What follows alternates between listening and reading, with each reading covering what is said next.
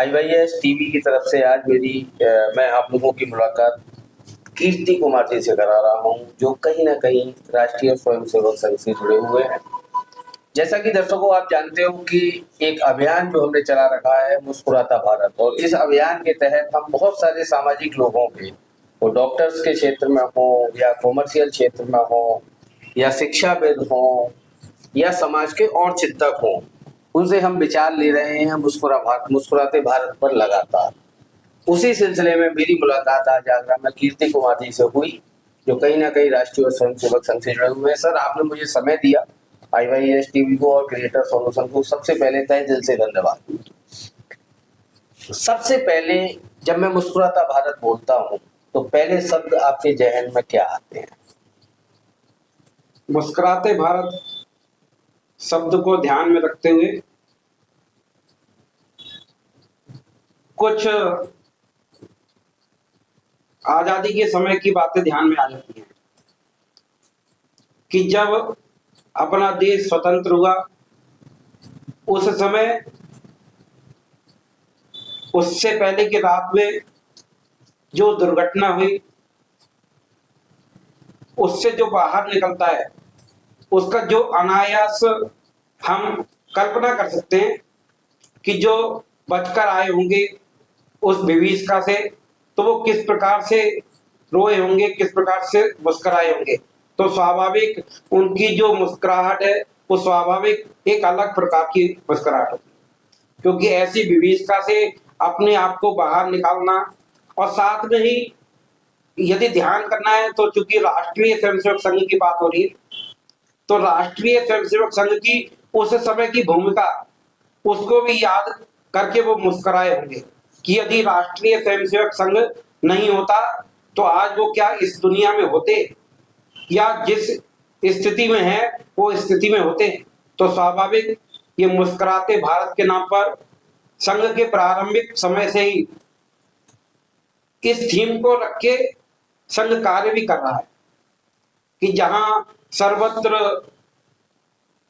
एक भयानक दृश्य दिखता था, लोग आपस में मारकाट में लगे हैं, कोई किसी की चिंता में नहीं है, लेकिन जब संघ की स्थापना हुई उसके बाद स्वाभाविक ये मुस्कुराते भारत के ऊपर एक दिशा लेकर एक नौजवान ने एक संगठन स्थापित किया, और उसमें आने वाले लोग 1 घंटे की शाखा जिसको कहते हैं, उसमें विभिन्न प्रकार के क्रियाकलाप और काम करते करते, उसमें कार्यक्रम करते करते, खेल खेलते खेलते एक अनायासी जो मुस्कुराहट निकलती है, खेलते खेलते खुशी जाहिर होती है, वो आज की थीम से मुझे लगता है। आज हम 2025 में ये बातचीत कर रहे हैं और संघ की स्थापना 1925 में हुई, तो इन 100 वर्ष में जिस थीम पर आज यहाँ हम बैठ के चर्चा कर रहे हैं वो 1925 में ही जल गई थी। ऐसे मुस्कुराते भारत के ऊपर देश में बहुत सी बातें हैं, जैसे अभी चर्चा में आया जी, महाकुंभ की चर्चा भी की जी, कि महाकुंभ में पहले अनेकों मेलों में बहुत से लोग जाते थे, अनेकों उनके परिवारजन बिछड़ते थे, लेकिन मिलते नहीं थे, मिलते भी थे तो 10-5 साल बाद मिलते थे। लेकिन इस बार के महाकुंभ में एक बुजुर्ग व्यक्ति मुस्कुराहटते हुए कह रहे हैं कि मेरी पत्नी 3 बार बिछड़ी और आधा घंटे में ही मिल गई। तो ये मुस्कुराता भारत, इसका एक दृश्य वो महाकुंभ में देखने को मिलता है। धन्यवाद। एक निर्मल धारा जो बहुत लंबे समय से बह रही है निष्पक्ष भाव से, और राष्ट्र निर्माण में बहुत बड़ा सहयोग कर रही है वो धारा, जिस धारा का कोई लोभ लालच नहीं है उस धारा में, और राष्ट्र निर्माण में उनका बहुत लंबे समय से योगदान है। और आज अगर मैं और आप बैठ के चर्चा कर रहे हैं 100 वर्ष पूरे होने पर उस निर्मल धारा की जो अनियत चल रही है, इसके बारे में क्या कहेंगे? उसके पीछे एक वेद मंत्र याद आता है, ओम संगच्छध्वम संवदध्वम शंभो मनांसि जानताम देवा भागम यथा पूर्वे संजानाना उपासते। प्रारंभिक समय से वो धारा एक साथ चलिए, कदम से कदम मिलाकर चलिए, और कदम से कदम मिलाकर चलने के कारण सबके मन एक हुए हैं, और सबके मन एक होने के कारण जो ईश्वरीय रूप का ये संगठन है, ये निरंतर आगे बढ़ रहा है। उसके पीछे केवल ये मंत्र ही है, ओम संगच्छध्वम। इसके कारण ही हम आगे बढ़ते जा रहे हैं। और एक साथ में इसमें एक लाइन और है, शुद्ध सात्विक प्रेम अपने। तो प्रेम, केवल प्रेम, वो भी शुद्ध सात्विक, निस्वार्थ भाव से लोग जुड़ते जा रहे हैं, और केवल प्रेम के कारण ही जुड़ रहे हैं। और ऐसे धीरे धीरे ये धारा एक आगे चल के बड़ा गंगा सागर के रूप में होती जा रही है। एक विचारधारा, एक व्यक्तित्व, एक विचारधारा जो सभी इतने बड़े समाज को समेटे हुए और लगातार आगे बढ़ती जा रही है। उसमें गायों का प्रकल्प भी है, नदियों का प्रकल्प भी है, पेड़ पौधों का प्रकल्प भी है, ग्रामीण प्रकल्प भी है, शहरी प्रकल्प भी है, और वो लोग भी हैं जो कहीं ना कहीं मुख्य धारा से बिछड़ रहे हैं, उनको भी समावेश कहीं ना कहीं किया जाता है। उस विचारधारा के बारे में थोड़ा सा, व्यक्तित्व के बारे में कुछ बताएं।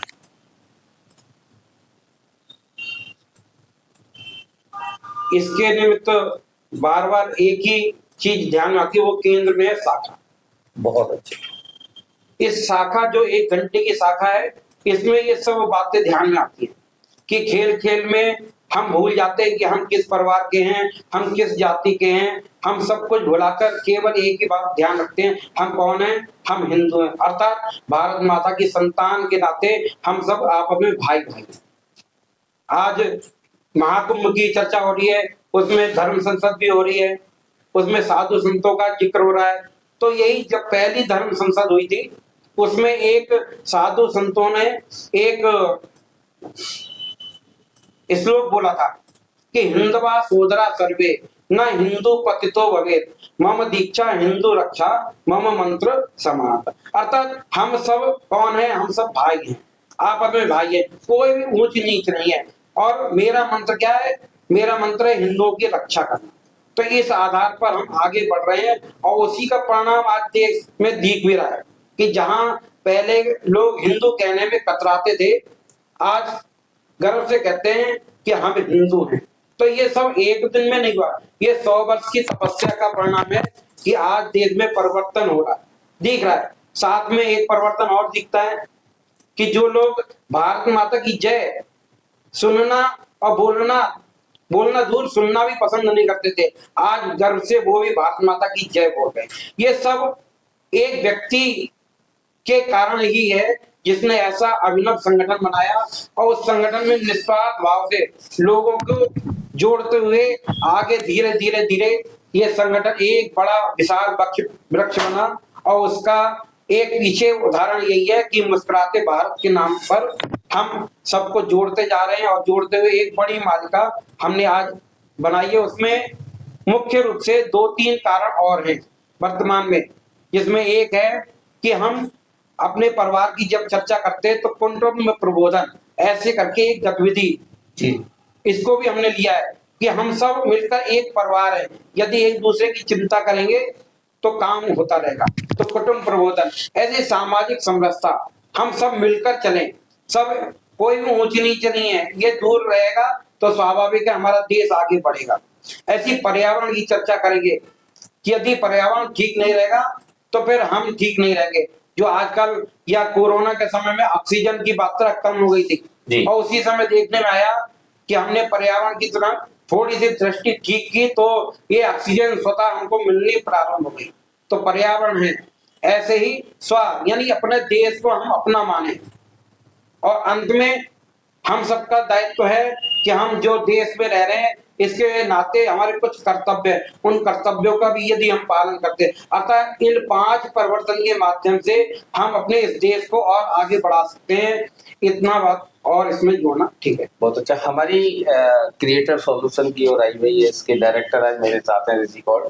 वो आपको एक कैलेंडर जो हमने बनाया हुआ है 3 विषयों के साथ, भारत गांव में भी बसता है, मेरा देश मेरे सब, और भारत मुस्कुराता भारत।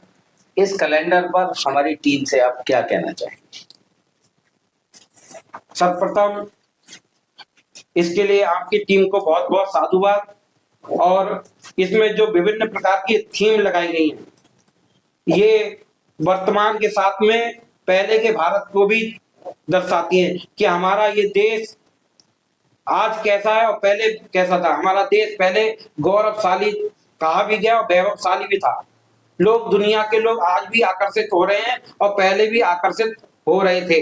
तो ऐसा थीम लेकर आपने ये कैलेंडर बनाया, आपको और आपकी टीम को बहुत बहुत शुभकामनाएं। आप लोगों ने मुझे शब्द दिए, इसके लिए मेरा तहे दिल से धन्यवाद। Thank you.